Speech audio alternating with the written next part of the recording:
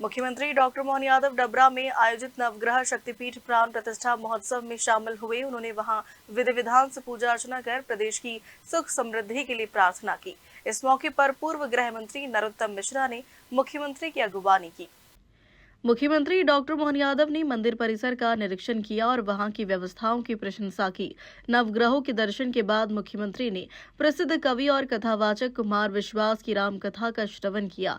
मंच से जनता को संबोधित करते हुए उन्होंने पूर्व गृह मंत्री डॉक्टर नरोत्तम मिश्रा के प्रयासों की सराहना की और कहा, आपने तो जंगल में मंगल कर दिया है। उन्होंने कहा, यह शक्तिपीठ बहुत कम समय में देश और प्रदेश के लोगों की आस्था का बड़ा केंद्र बनकर उभरा है। यह मंदिर केवल ग्वालियर चंबल संभाग ही नहीं बल्कि पूरे देश के लिए गौरव का विषय बनेगा।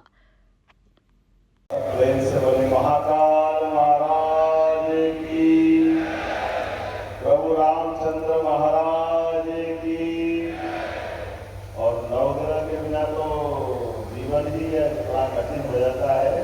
कोई का एक ग्रह बलवान, कोई का दो ग्रह बलवान, या तो 9 ग्रह बलवान करने के लिए माननीय नरोत्तम जी ने अद्भुत संकल्प लिया है। हमारे सबके बीच वास्तव में अपने मुख से मां सरस्वती की साक्षात कृपा उनको बरसती है। ऐसे कुमार विश्वास जी हमारे बीच है। जोरदार अभिनंदन पंडित कुमार विश्वास जी का करें, जिनके अपने वर्तमान के दौर में किसी भी भगवान के घटनाक्रम को आज के संदर्भ में समसामयिक रूप से बहुत अच्छे ढंग से विस्तार से सच्चे अर्थों में सही अर्थ में हमको न केवल जोड़ते हैं बल्कि समाज में प्रेरणा देने का काम करते हैं। जोरदार अभिनंदन कुमार विश्वास जी के लिए। इस मंच पर ही हमारे एक और भारतीय जनता पार्टी के पूर्व अध्यक्ष, वर्तमान के सांसद, हमारे विद्यार्थी के साथी माननीय विष्णु शर्मा जी भी मौजूद है। खजुराहो के माननीय सांसद, जोरदार अभिनंदन विष्णु शर्मा जी का। मंच पर विराजमान जिनका ये पूरा संकल्प है, हमारे सबके वरिष्ठ नेता, पूर्व मंत्री, कई प्रकार के अलग अलग प्रकार के ऐसे कामों को लेकर के जिनके मन में शासन की सुव्यवस्था भी है, सभी प्रकार के संकल्पों के साथ ऐसे अच्छे कामों का भी संकल्प लेकर आपने वास्तव में अद्भुत काम किया। पंडित नरोत्तम शर्मा जी के लिए, जो नरोत्तम मिश्रा जी के लिए जोरदार अभिनंदन। हमारे मंत्री, राजस्व मंत्री, सभी भाजपा के वरिष्ठ नेतागण और आप सब आज भागवतवादी करेंगे तो माइक जिनके हाथ में जाएगा वो अभी पूरी चालू हो जाएगी। तो थोड़ा थोड़ा लेकिन हम सबके लिए सौभाग्य की बात है। बाबा महाकाल की नगरी से मैं स्वयं आज आपकी कथा सुनने भी आया हूँ और हमारे प्रदेश सरकार की ओर से आपका पुनः मैं अभिनंदन करता हूँ। जोरदार अभिनंदन करें। भगवान श्री राम के बहुत सारे प्रसंग आपको बताए और बताएंगे भी, लेकिन एक प्रसंग मुझे बहुत अपने आप में मन के लिए भी और आपके सबके लिए भी हाईलाइट करता है, उसका जरूर चर्चा करूँ। राम के वनवास काल के पहले विश्वामित्र जी महाराज दशरथ से जब भगवान श्री राम को लेने पीढ़ी भी अपन विद्यार्थी में रहे, युवा शक्ति पे कैसे भरोसा होता है, ये वो हजारों लाखों साल पुरानी घटना का। महाराज दशरथ स्वयं सत्ताधीश है, सारी सेना सुव्यवस्था उनके पास साधन की पर्याप्त संपन्नता है, लेकिन विश्वामित्र अगली पीढ़ी के नजदीक भविष्य का युवराज बना करके राम राज्य कैसे लाए। तो विश्वामित्र जी कदम बढ़ाते बाकायदा महाराज से निवेदन करते कि ये हमारी बावली आपका इनका अलग प्रकार का खराब समय है, जैसे से अलग समय में यज्ञ करने की तो आगे कठिनाइयां बात करने को कहूँगा, लेकिन उस कठिनाई के बीच सबका समाधान भगवान श्री राम के माध्यम से होता है।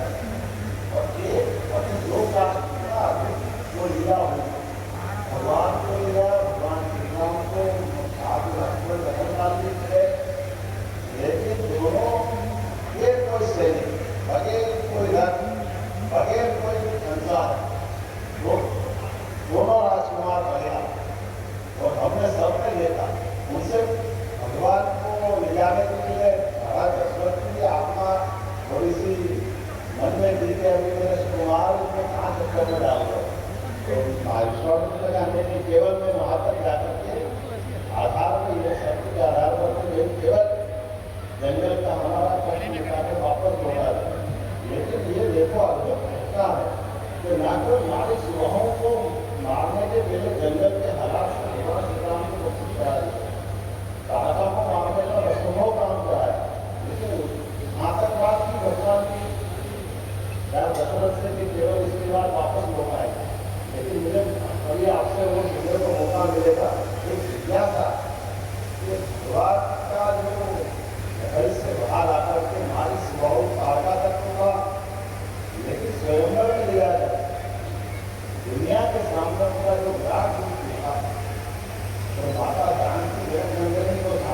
लेके आ रहे हैं।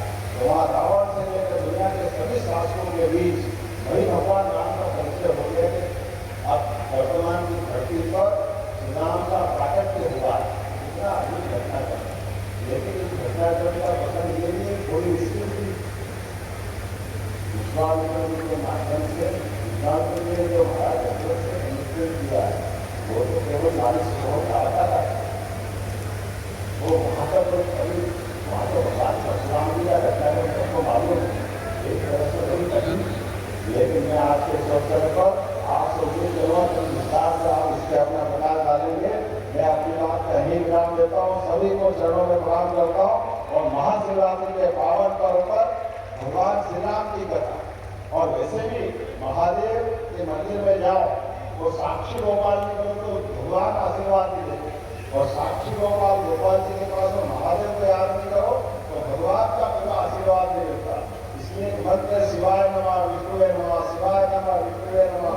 सच्चे अर्थों में महाशिवरात्रि में शिवाय नमः विष्णुवे नमः हो रहा है। मेरी आपकी ओर से पुनः